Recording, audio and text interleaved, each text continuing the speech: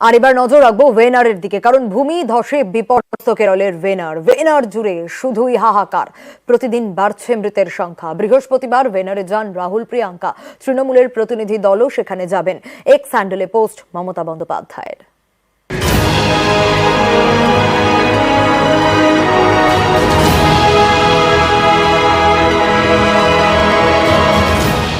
টানা ভারী বৃষ্টি, তার জেরে ভূমিধস।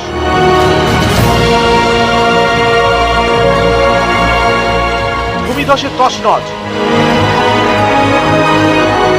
কেরলের সুন্দরে ওয়েনার এখন মৃত্যুপুরী।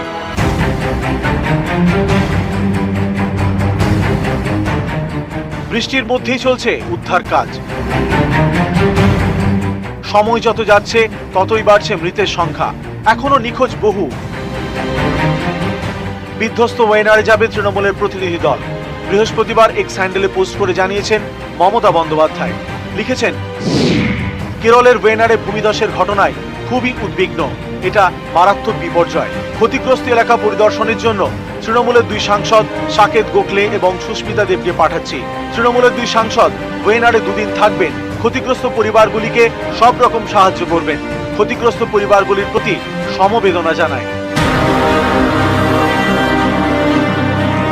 বৃহস্পতিবার ওয়েনারে যান সেখানকার প্রাক্তন সাংসদ কংগ্রেসের রাহুল গান্ধী, সঙ্গে প্রিয়াঙ্কা।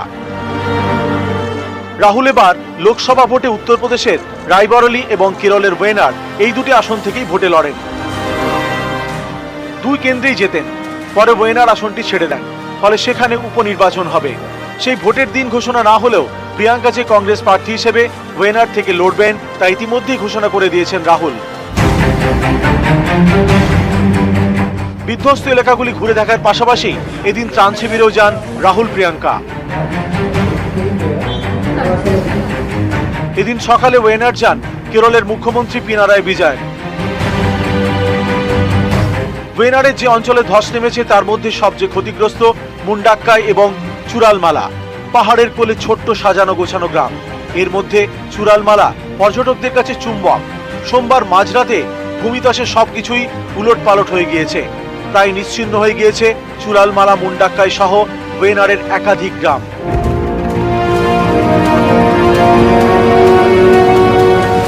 যুদ্ধকালীন তৎপরতায় উদ্ধার কাজ চালাচ্ছে ভারতীয় সেনা। তাদের সাহায্য করছে নৌসেনা ও বায়ুসেনা। ধসের জেরে অনেক জায়গাতেই পৌঁছানো কঠিন হয়ে গিয়েছে।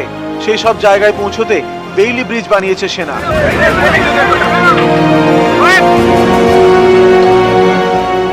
ত্রাণ ও উদ্ধার কাজে ব্যাঘাত ঘটাচ্ছে টানা বৃষ্টি। নিউজ 18 বাংলা।